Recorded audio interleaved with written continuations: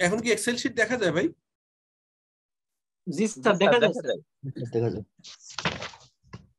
ওকে, আচ্ছা প্রথমে ওনার কোশ্চেন অ্যান্সারটা, উনি বলতেছে যদি লিস্টেড কোম্পানি হয় তাহলে তো খুব সহজেই আমি প্রতিদিনই ট্রেডের শেষে কত টাকা প্রাইস আমি জানি, কিন্তু যদি এটা না লিস্টেড হয়, প্রাইভেট কোম্পানি হয়, তাহলে আসলে বের করা কঠিন। তখন একটা মেথড আছে, এটাকে বলে কম্পেয়ারেবল কোম্পানি রেফারেন্স। মানে কি? মানে এই ধরনের শেয়ারের কেমন ট্রেড হচ্ছে, এটা দিয়ে আপনি একটা মার্কেট ভ্যালু বের করতে পারেন।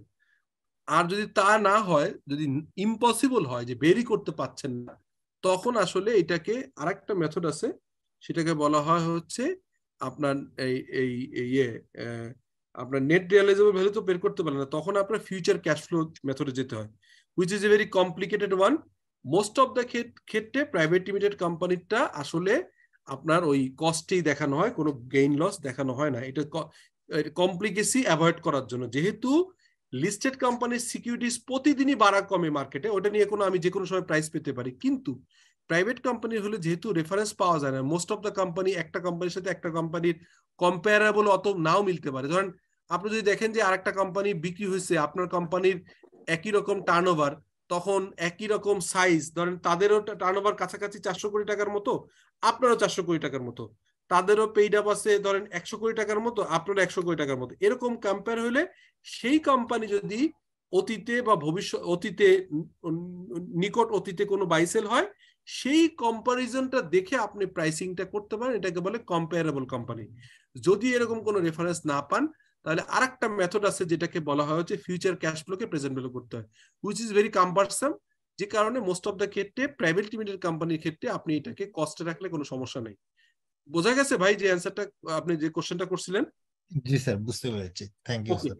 ওকে, এখন আপনি আসেন, একটু আগে যে কথা বলছিলাম যে আপনাকে আইএফআরএস 9 বলছে, খেয়াল করেন, আইএফআরএস 9 বলছে, খেয়াল করেন, যে তুমি যদি হচ্ছে ট্রেডিং হয়, তুমি যদি হচ্ছে ট্রেডার হও, শেয়ার প্রতিদিন ট্রেডিং করতেছো, হ্যাঁ, প্রতিদিনই তুমি শেয়ার বাই সেল করো, তুমি ট্রেডিং করো, তাহলে তোমার অপশন হচ্ছে তুমি বিক্রি করবা ফেয়ার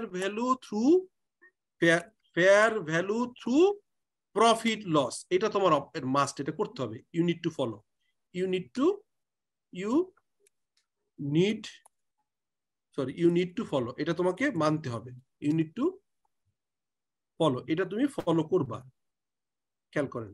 এখন বলছে যে তুমি তারপরও যদি তোমার কোনো মতামত থাকে, তুমি যদি মনে করো যে না এটা আমি মানবো না, তখন তোমার একটা অপশন আছে। অপশনটা কি? অপশনটা এখানে লিখে দিই। অপশন কি হলো? অপশন ইউ ক্যান চুজ, আপনি চুজ করতে পারেন, ইউ ক্যান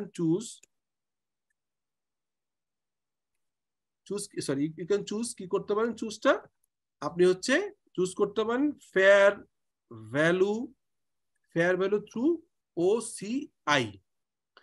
এখন চ্যালেঞ্জ হচ্ছে, তুমি যদি একবার ওসিআই করো তাহলে তোমার আর কোনোদিনই প্রফিট লসে আনতে পারবে না। বিষয়টা কেমন? এবার আমি এই আপনাকে আইএস এর অপশন বলি আর হচ্ছে অন্য অপশন বলি, খেয়াল করেন, আপনার ভালো লাগবে বুঝতে। এটা হচ্ছে আইএফআরএস 9 বলছে, আইএফআরএস 9 বলছে যে তুমি এটাকে অ্যাকাউন্টিং এন্ট্রি, ধরেন আপনি কি আসলো, তখন কি হবে এন্ট্রিটা, গেইন আপনার কি হচ্ছে, আমি যেটা বললাম যে 30 লাখ টাকাতে 31 লাখ হইলে আমি কি করতেছি, আমি লিখছি হচ্ছে ইনভেস্টমেন্ট বাড়াচ্ছি, ইনভেস্টমেন্ট ডেবিট করতেছি 1 লাখ, আর ক্রেডিট করতেছি কি বলতেছি profit and loss, PNL, profit and loss করে আমি দিচ্ছি হচ্ছে 1 লাখ, ঠিক আছে? এটা হচ্ছে আমি আইএফআরএস অনুযায়ী করছি। কিন্তু বলতেছে অপশন 2 যদি যান আপনি, এটা অপশন 1 এ আইএফআরএস এর এটা না করে যদি আপনি নিজে অপশন 2 এটা চয়েস করেন, আপনি অপশন গেলেন, এই যে অপশনে গেলেন, এই অপশনটা আপনি চয়েস করলেন, এইটা আপনার অপশন, তখন আপনার অ্যাকাউন্টিং এন্ট্রি হবে, কি আপনি লিখবেন হচ্ছে, কি লিখবেন বলেন তো? একইভাবে লিখবেন হচ্ছে আপনার ইনভেস্টমেন্ট বাড়বে, ইনভেস্টমেন্ট ডেবিট করবেন হচ্ছে কত, 1 লাখই, মানে 1 লাখ টাকা বাড়লো, আর ক্রেডিট করবেন হচ্ছে আপনার তখন ক্রেডিট হবে হচ্ছে ওসিআই। ওসিআই আচ্ছা গেল, খেয়াল করেন। এখন এটা গেল হচ্ছে ধরেন আপনি একটা রিপোর্টিং পিরিয়ড গেল, আপনি ধরেন আমি ধরে নিলাম যে 31/12/2021। এর পরের বছর আবার দেখেন 2000 একটু আগে করি তাহলে সুবিধা হবে, কয়েকটা বছর দেখাইতে পারবো। 20 সালে ছিল। তারপরে আমি কি করলাম, আমি এবার এটাকে 21 সালে এসে আমার কি হলো, আমি আর বাই সেল করিনি, এটাই রাখছি বোঝানোর জন্য বলতেছি।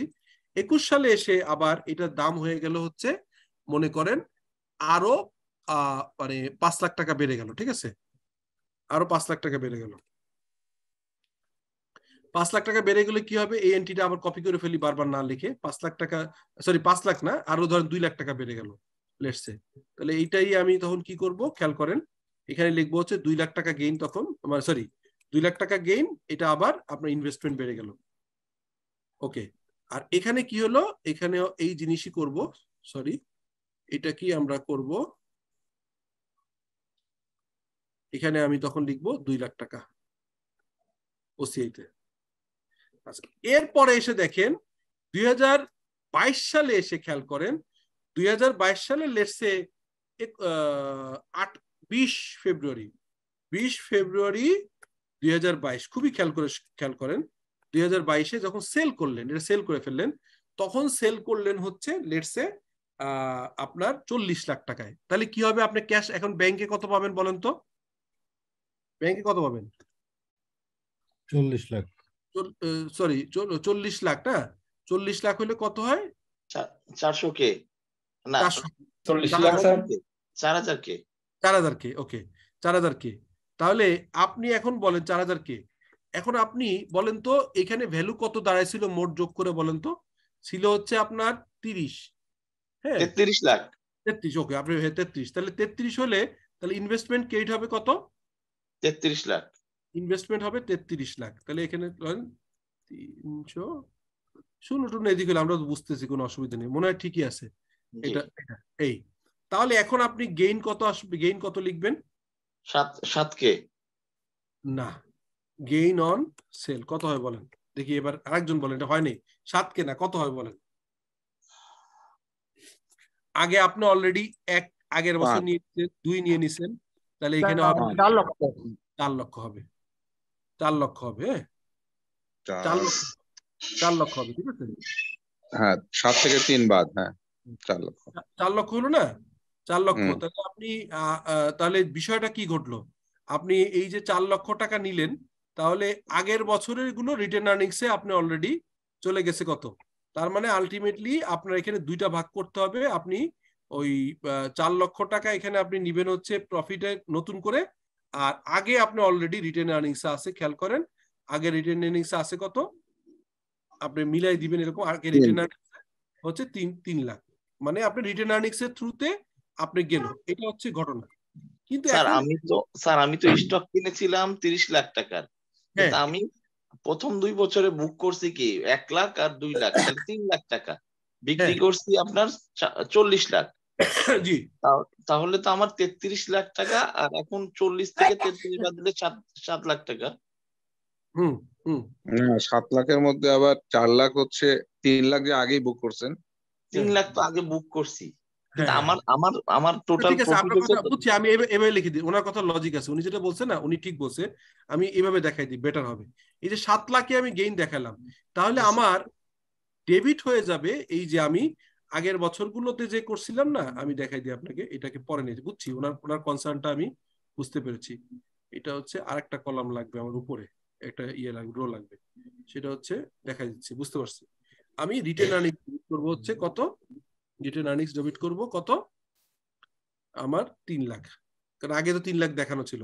তার মোট কথা যে আমি একই কথা, আপনার আলটিমেটলি আমার আগের 2 বছরে আমার প্রফিট লস দিয়ে রিটেন আর্নিংস এ গেছিল, আমি আসলে মূলত রিটেন আর্নিংস ক্রিয়েট করে আমি টোটাল দেখাই দিলাম হচ্ছে আমার 7 লাখ টাকা। এটা আমার কোনো অসুবিধা নেই, আমি কিন্তু টোটাল 7 লাখ টাকাই গেইন দেখালাম।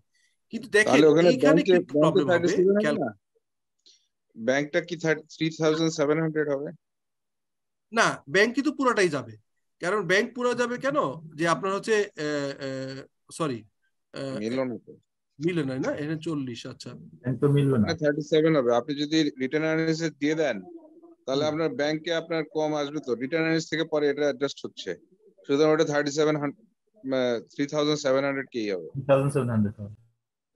না, আপনার টাকা তো আপনি পুরোটাই পেয়েছেন, টাকা তো কোম্পানি অ্যাকাউন্টিং যাই হোক না কেন, আপনি কিন্তু বিক্রি করে টাকা সমান পেয়েছেন। এই যে এটা ঠিক আছে, আমি ভুল বলছি, এটা ঠিক আছে। মানে মানে রিটার্ন মোট আর্নিংস কথা আপনাকে হচ্ছে, আনতেই হবে। রাইট রাইট, রিটার্ন আর্নিংসটা আপনাকে আনতেই হবে, কারণ রিটার্ন আর্নিংস এর ওই ফিগারটা আগে আপনি নিয়ে ফেলছেন, আর এখন আপনি হচ্ছে এটার আসলে ঘটনা কি হয় জানেন, এটা আমরা ওই যে রিভার্সাল এন্ট্রি দিই বছর শেষে, সেভাবে আসে। তো মোট কথা আপনি টাকা 40 পেয়েছেন, কিন্তু এইখানে যে সমস্যাটা হবে, এইখানে আপনি কোনোদিনই আর প্রফিট লসে আনতে পারবেন না। এটা সরাসরি যদি এখন এই ঘটনাটা ঘটে, এখানে খেয়াল করেন, এই যে কপি এখানে পেস্ট করি, পেস্ট করলে আপনি যেটা হবে দেখেন, খেয়াল করেন, এখানে আপনি ব্যাংকে ঠিকই টাকা পাচ্ছেন, এই ইনভেস্টমেন্টের 33ই যাবে, ইনভেস্টমেন্ট 33ই যাবে, আর এই গেইনটা কোনো গেইন শো করবে না, বাদ বাকি পুরো টাকাটা সরাসরি যাবে কোথায় বলেন তো, পুরো টাকাটাই যাবে হচ্ছে রিটার্ন আর্নিংস। তার মানে কোনো সময় আমার, আর হচ্ছে ওসিআই তো আছেই, ওসিআই তো আছে, আগে ওসিআই টাকাটা আছে, ঠিক আছে, ওসিআই তে থাকবে। চ্যালেঞ্জটা কোথায় দেখেন, ওসিআই, ওসিআই থাকবে 3। এখন দেখেন প্রবলেমটা হচ্ছে কি, দুইটার ভিতরে ডিফারেন্সটা কি বলেন।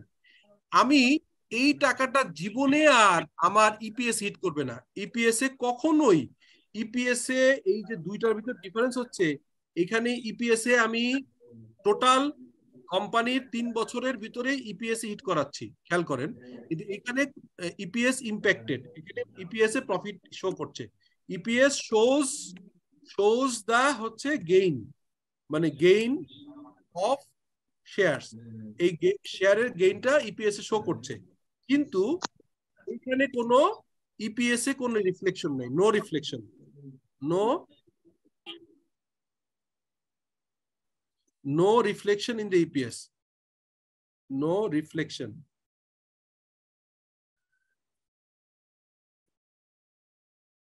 No reflection in EPS. এই কথাটা কি বোঝা গেল জিনিসটা, বলেন তো? হ্যাঁ স্যার, বুঝতে পারছি স্যার, এটা ইপিএস আসবে না স্যার। হ্যাঁ, কেন আসতেছে না বলেন তো, লজিকটা কি? এটা হচ্ছে স্যার ওসিআই এর মাধ্যমে স্যার, আমরা তো রিভ্যালুয়েশন রিটেন আর্নিংস এ নিয়ে গেছি, তো রিটেন আর্নিংস এর টাকাটা তো স্যার ইয়াতে, যেটা তো প্রফিট এন্ড লস আসে সেটাই তো ইপিএস এ হিট করে। মানে আমি এই তো এটা রাইট, এটা এই তো অলরেডি আনি নাই। জি, এই ওসিআই কোন জায়গার আইটেম, ব্যালেন্স শিট আইটেম, হ্যাঁ হ্যাঁ এই ওসিআই কোথায় আইটেম, এটা ওসিআই থেকে সরাসরি ব্যালেন্স শিটে চলে যাচ্ছে, ঠিক হ্যাঁ, আছে, ব্যালেন্স শিটে চলে যাচ্ছে। ব্যালেন্স শিটে চলে যাচ্ছে। এইটাও ব্যালেন্স শিটের আইটেম, এই যে এটাও ব্যালেন্স শিটের item, balance sheet, are written earnings তো ব্যালেন্স শিটের আইটেমই, ঠিক আছে। তার মানে হ্যাঁ স্যার, কোনো ইনকাম স্টেটমেন্ট হিট করছে না, কিন্তু এইখানে দেখেন এই যে গেইনটা, এটা কোথায়, ইনকাম স্টেটমেন্ট, এটা স্যার ইনকাম স্টেটমেন্টে আসতেছে, এই জন্য ইপিএস এ হিট করবে। ইনকাম স্টেটমেন্ট হিট করবে, আইএসএ হিট করছে, ঠিক আছে, এবং বছর টু বছরও ইপিএসসি কিন্তু হিট করতেছে, এখানেও is item, income statement item, ঠিক আছে। সেই ক্ষেত্রে স্যার কোন অপশনটা ভালো হবে স্যার? আচ্ছা বলছি, একটু হ্যাঁ, আপনি ভেরি গুড কোশ্চেন করছেন, আমি এখনই বলেছি। এর সাথে একটু অ্যাড করবেন কি, আমার এই 4000 কে আর এই পাশে তো মিলছে না। কোনটা ভাই? স্যার এটা এটা ঠিক হয়েছে স্যার, আমাদের মিলতেছে না। এই পাঁচটা না না, ওসিআই, আমরা রিটার্ন আর্নিং ইনভেস্টমেন্ট আর ওসিআই যদি আমি একবারে দিয়ে দিই এখানে, তাহলে 700 3300 আর 300 মিললেন না 4000-এ। ও আচ্ছা আচ্ছা আচ্ছা আচ্ছা, এটা সরি, এটা নতুন করে হবে 400, সরি আমি ভুল বলছি, 400 হবে, সরি, ঠিক আছে। এবার মানে আগে তো 300 নিয়ে ফেলছেন, নতুন করে 400 নেবেন, রাইট, থ্যাংক ইউ, কারণ এটা 400 করেই যাবে, হ্যাঁ। আচ্ছা এবার আসেন আপনি একটা স্যার, জিনিস এখানে দেখেন। আরেকটা মিস্টেক আছে স্যার।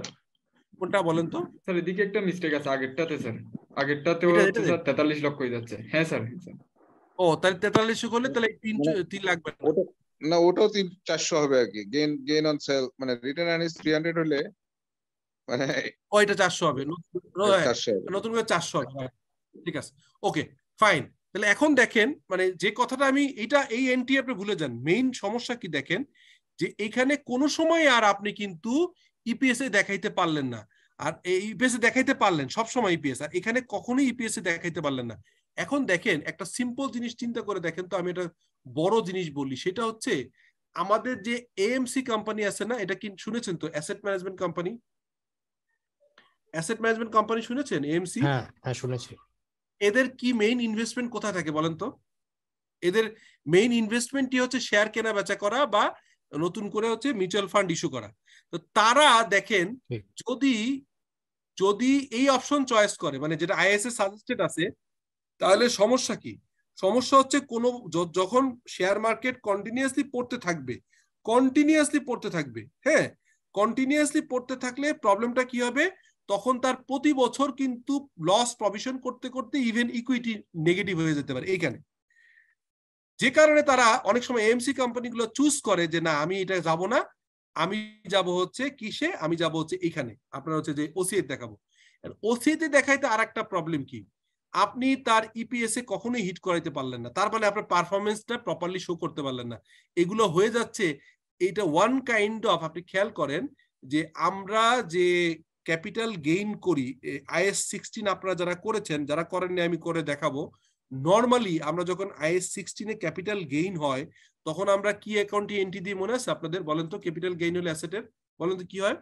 অ্যাসেট, একটা অ্যাসেট পার্টিকুলারলি ডেবিট হয়, অ্যাসেট ডেবিট হয়, ধরেন বাড়লো, এটা হচ্ছে রিভ্যালুয়েশন রিজার্ভ, আমরা নাম বলি রিভ্যালুয়েশন রিজার্ভ, হ্যাঁ, রিজার্ভ, রিভ্যালুয়েশন রিজার্ভ।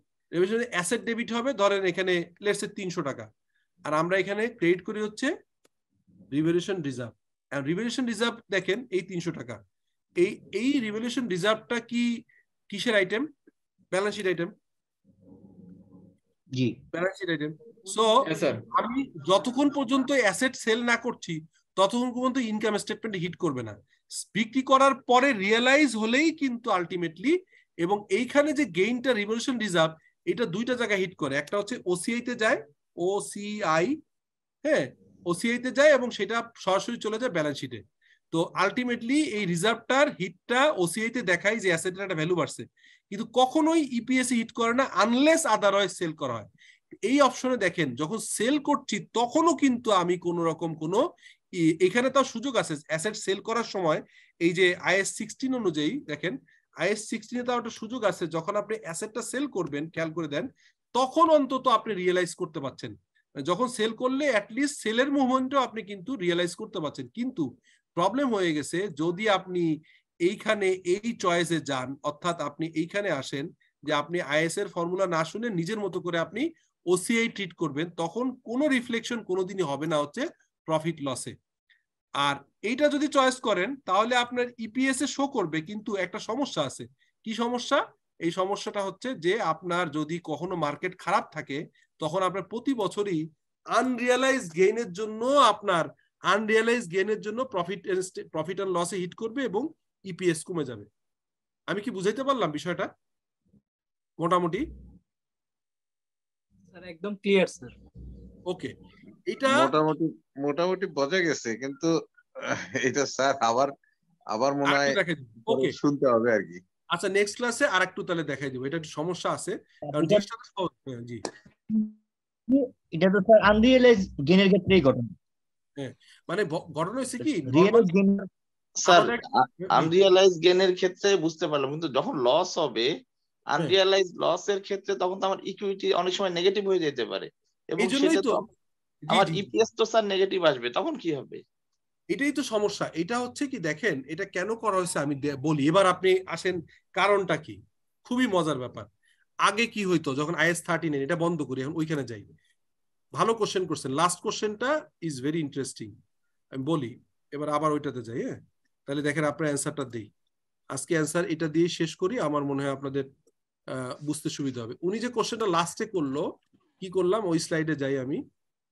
উনি বলল যে স্যার, যে যদি লস হয়, ধরেন আমি রিয়েলাইজ লস হয় নাই, আমি শেয়ার কিনেছি, আমি ধরেন অবশ্য ইকুইটি নেগেটিভ হবে না নরমালি, ধরেন আমি যদি আমার অ্যাসেট ম্যানেজমেন্ট কোম্পানিতে ফান্ড দেয়া আছে 10 লাখ টাকা, আমি 10 লাখ টাকারই শেয়ার কিনলাম,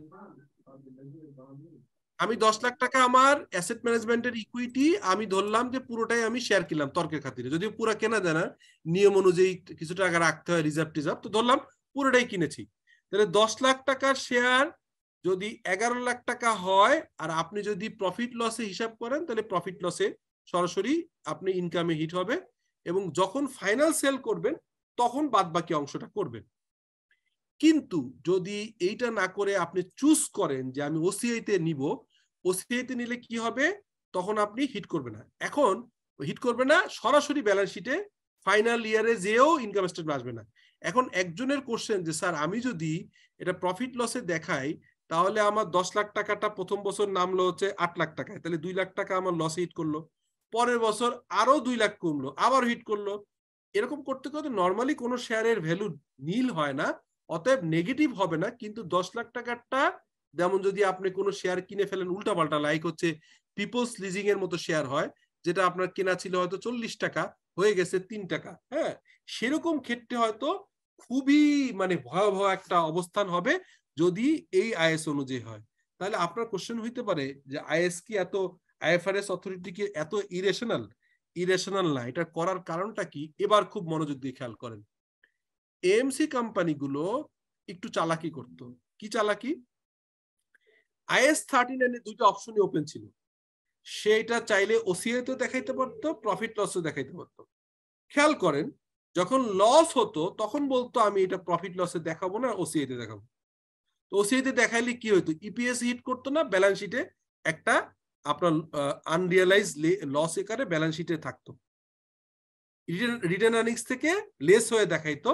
কিন্তু ওসিআই তে থাকার কারণে আপনার ইপিএস হিট করতো না। কিন্তু যদি লাভ হইতো তখন সে কি করতো, ধরেন আপনি 30 লাখ টাকারটা 35 লাখ হয়েছে, 5 লাখ টাকা যদি আপনি তখন আপনি বলতেন না আমি এবার ওসিআই না, আমি এবার যাব হচ্ছে প্রফিট লসে, তাহলে 5 লাখ টাকা প্রফিট লস দেখায় আপনি ইনকাম স্টেটমেন্ট ইনফ্লেটেড হয়ে যেত। পরবর্তীকালে ফাইনালি বিক্রি করার সময় যদি আবার লস হয়ে যেত তাহলে কিন্তু শেয়ার হোল্ডাররা প্রপার ডিসক্লোজার পেত না। এই কারণে আপনি আপনি লাভ হইলেই আপনি দেখাবেন প্রফিট লস, আর হচ্ছে লস হইলেই ওসিআই তে যাবেন। এই ধরনের চালাকি বন্ধ করার জন্য একটা নিয়ম করে দিয়েছে হচ্ছে আইএফআরএস 9, বলা হচ্ছে যে ভাই তুমি যদি নরমালি দেখাও অলওয়েজ তুমি হচ্ছে প্রফিট লসই দেখাবো, সেটা লস হোক অথবা গেইন হোক। ঠিক আছে, তোমার এটা ভালো লাগছে না, তুমি আরেকটা অপশন আছে, তুমি ওসিআই তে যেতে পারো। কিন্তু ওসিআই তে একবার যদি তুমি যাও তাহলে এই ওসিআই কে আর কখনোই প্রফিট লসে রিকনসাইল বা রিক্লাসিফিকেশন বলে, এই রিক্লাসিফিকেশন করতে পারবে না, মানে ওসিআই থেকে আর কোনোদিন ইনকাম স্টেটমেন্ট হিট করতে পারবে না, ওটা ওসিআই আইটেম হিসেবেই থেকে যে শেষ হয়ে যাবে। ঠিক আছে, তো এই কারণে এইটা আসছে। এবার কি বোঝা গেছে লজিকটা কিছুটা? Clear clear clear. ওকে, তো এই হচ্ছে ঘটনা। কিন্তু কিন্তু এবার আসেন যে আপনার হচ্ছে যে যদি নট ফর হেল্ড মানে আজীবন থাকে তাহলে আর প্রফিট লস আসবে না, অলওয়েজ ওসিআইতে আসবে। যেহেতু আপনি এটা তো আজীবন থাকবে, এটা তো আপনি ধরেই নিছেন যে আপনি রেখে দিবেন, সো এটা নিয়ে তো প্রফিট লসে আনার কোনো ইস্যু নাই। আর ডেট ডেট সিকিউরিটি যেটা, তার মানে এটা দেখলো শেয়ার বন্ডে ইনভেস্ট করছেন, তখন হচ্ছে যদি আপনি হেল্ড টু ম্যাচুরিটি হয়, অর্থাৎ আপনি যদি কিনে রাখছেন আর আজীবন রেখে দিলেন, তখন আপনি এই অ্যামোর্টাইজ কস্ট, অর্থাৎ যেটা আপনার হচ্ছে যে ওই যে আমরা জানি না ডিসকাউন্ট বন্ড ডিসকাউন্ট অথবা প্রিমিয়ামে হয়, তাহলে এইটা নর্মালি আপনার ইনভেস্টমেন্ট ইন বন্ড আকারে করবেন, অ্যামোর্টাইজ কস্ট মেথড। নেক্সট দিনে আবার একটু ক্লিয়ারলি বুঝাই দিব। আর এই ইকুইটি সিকিউরিটি গুলো আপনার হচ্ছে ফেয়ার ভ্যালু থ্রু ওসিআই তে দেখাইতে হয়। হ্যাঁ, যদি এটা আপনি এই ইয়া হয় আপনার এটা মানে অ্যাভেলেবল ফর সেল, আর যদি এমন হয় যে আপনি বন্ড কিনছেন 2 দিন পরে বিক্রি করবেন, তখন আপনাকে এটা আপনি fair value through profit and loss দেখাইতে পারেন। সো এখানে অপশন যেটা 2টা দেখালেন, এখানে 3টা হয়ে গেল। একটা হচ্ছে যদি এমন হয় যে আপনি একদম হেল্ড টু ম্যাচুরিটি, এই যে আপনার ইন্টেনশন কি হয়েছে, amortise cost, your intention business model হচ্ছে intention to hold the maturity, যদি এরকম আজীবন রেখে দেওয়ার ইচ্ছা থাকে। আর কন্ট্রাকচুয়াল ক্যাশ ফ্লো মানে হচ্ছে প্রতি বছর খালি আপনি ইন্টারেস্টটা রিয়েলাইজ করবেন, প্রতি বছর ইন্টারেস্ট নেবেন আর এটা আজীবন রেখে দিবেন। তখন বিজনেস মডেল হইলে এটা অ্যামোর্টাইজ কস্ট মেথড বলে। অর্থাৎ বন্ড আপনি 1000 টাকার বন্ড 1100 টাকায় কিনতে পারেন, 900 টাকাও কিনতে পারেন। এই গ্যাপটাকে অ্যামোটাইজ করে, লাইক হচ্ছে যে আমরা ব্যাংকে যেমন অ্যামোটাইজেশন শিডিউল করি এভাবে করে। যদি এটা না বুঝেন নেক্সট দিন এটা বুঝাই দিব অ্যামোটাইজেশন শিডিউলটা। আর দুইটা অপশন, একটা হচ্ছে ফেয়ার ভ্যালু টু ওসিআই যদি হয় intend to hold but can sell when price favourable, অর্থাৎ অ্যাভেলেবেল ফর সেল। আপনি রেখে দিলেন, আপাতত প্রফিট খাচ্ছেন, কিন্তু ভবিষ্যতে আপনি আপনি দাম বেড়ে গেলে বিক্রি করতে পারেন, তখন ওসিআই। আর আপনি যদি এটা ইন্টেনশন যে প্রতিদিন কিনবেন আর বেচবেন, প্রতিদিন কিনবেন আর বেচবেন, তাহলে অবভিয়াসলি আপনাকে এটাকে আসলে প্রফিট লসে নিতে হবে। সো এটা একটু মনে হয় একটু আপনাদের কাছে একটু গন্ডগোল লাগলেও লাগতে পারে, তারপরেও ভিডিওটা আরেকবার দেখেন, এবং এটা আমি প্রয়োজনে আরেকবার রিপিট করবো। একটু কঠিন আছে এটা, ঠিক আছে, আইএফআরএসটা একটু কঠিন আছে। সো আজকে অনেক বেশি লোড গেল, আমার মনে হয় আজকে শেষ করি, নেক্সট ক্লাসে আমরা এটা বাদ বাকি অংশটা আবার ইয়ে করবো। Already thank you sir thank you sir. Thank you, আসসালামু আলাইকুম। Thank you sir. জি। Thank you sir.